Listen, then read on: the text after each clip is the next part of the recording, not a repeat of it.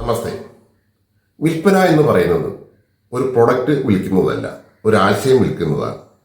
ഇങ്ങനെ ഒരു ആശയം വിൽക്കുമ്പോൾ കസ്റ്റമറെ വിട്ട് എനിക്ക് ഈ പ്രൊഡക്റ്റ് വേണമെന്ന് പറയിപ്പിക്കാനുള്ള കഴിവാണ് പെർsuasion സ്കിൽ എന്ന് പറയുന്നത്.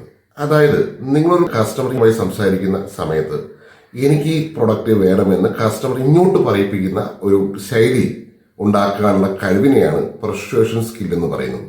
ഈ ഒരു കഴിവ് നിങ്ങൾക്കുണ്ടെങ്കിൽ നിങ്ങൾക്ക് ബിസിനസ്സിനെ ഒരു അടുത്ത ലെവലിലേക്ക് കടത്താൻ എന്ന കാര്യത്തിൽ യാതൊരുവിധ സംശയവുമില്ല. പെർsuasion സ്കിൽ ഇത് കേൾക്കുമ്പോൾ നിങ്ങൾക്ക് അതിശയം തോന്നാറുണ്ട്, ഇങ്ങനെയൊക്കെ സാധിക്കുമോ എന്ന്.